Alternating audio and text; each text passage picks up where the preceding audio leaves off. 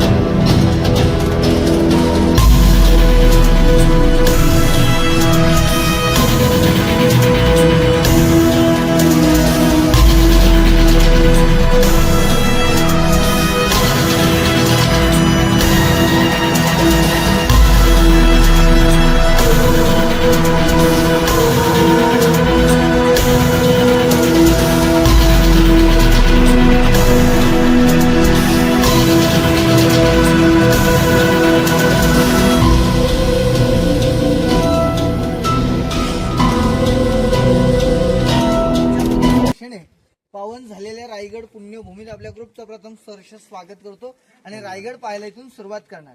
आज आपण रायगडावरती रोपवे प्रकल्प नेला अवघ्या 4 मिनिटात. ही रायगडाची मागची बाजू आहे, पण रायगडावर 2000 पायऱ्या चढून येतो. गडाची समोरची बाजू पुढे आहे. रायगड किल्ला याच्या आधी आपण पाहिला किंवा रायगड आज आपल्याला पाहायचं आहे. रायगड किल्ला पूर्ण बघायला 2 दिवस सुद्धा कमी पडतात, एवढा मोठा गड आहे.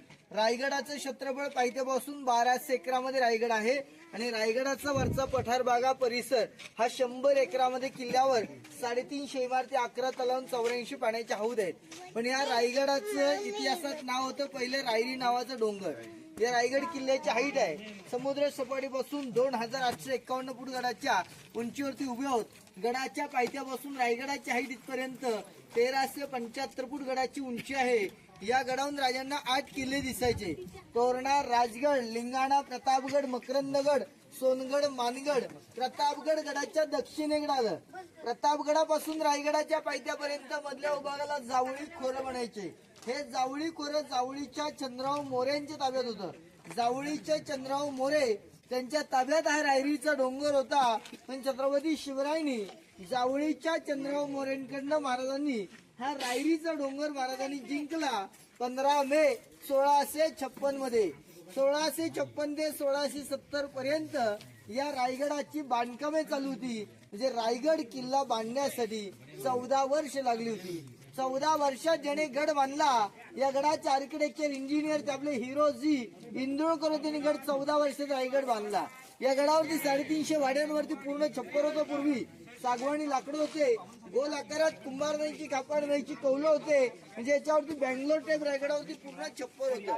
10 मे 1818 इंग्रजांचे 2 अधिकारी कर्नल प्रॉतर आणि मेजर हॉल या 2 ब्रिटिशांनी गडाच्या दक्षिणेकडे खाली पोटल्याचा डोंगर आहे त्या डोंगरावर इंग्रजांनी लांब पल्ल्याच्या मोठ्या तोफा चढवल्या. त्या तोफीने रायगडाचे पूर्वेकडचे दारू गोळ्यांचे कोठार उडवले. त्यानंतर हा रायगड इतिहासाच्या नोंदीप्रमाणे 11 दिवस हा रायगड किल्ला जळत होता.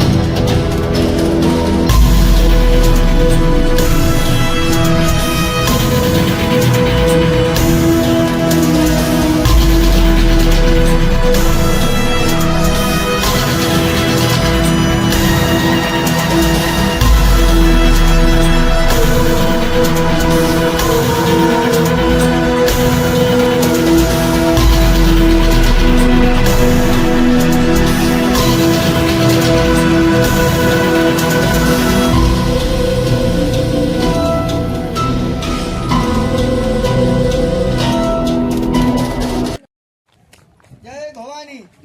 आपण रायगडावरती आलात हे मेन ठिकाण आहे ज्या ठिकाणी छत्रपती शिवरायांचा रायगडावरती राज्याभिषेक झाला.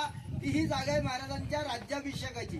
महाराजांच्या राज्याभिषेक तारीख 6 जून 1674 ला महाराजांचा राज्याभिषेक या रायगडावर या दरबारात झाला. महाराजांच्या राज्याभिषेकाला दरबारात 6000 लोक उपस्थित होती.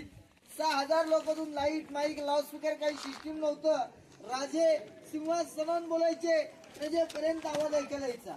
प्रजेतून कोणी बोले हे आपल्या राजांपर्यंत आवाज ऐकायला जायचा. याला इको सिस्टीम साऊंड सिस्टीम बोलायचे प्रतिध्वनीचा आवाज. त्यावेळेचा दरबार हे पूर्ण पॅकबंद होता. पण आज दरबार एवढं ओपन असून सुद्धा कुठल्याही कोपऱ्यात उभं राहून जर कागद जर पडला तर तो आवाज राजांच्या सिंहासनापर्यंत स्पष्ट आवाज ऐकायला मिळतो. म्हणजे त्याची कल्पना करा या दरबारात 6000 लोकांतून किती शांतता होती. आज आपल्याकडे 100-200 लोक असतील माईकचं जर भाषण करण्यासाठी. पण राजांच्या दरबारात आजही माईकची जरूरत लागत नाही. पण शांतता लागते. आता गर्दी आहे त्यामुळे तो आवाज ऐकायला मिळत नाही. या जागेवरती महाराजांचं सिंहासन या ठिकाणी होतं. 1 मन म्हटलं तर 40 किलो असं राजांचं 32 मणाचं सोन्याचं सिंहासन होतं. 1280 किलोचं वजनाचं.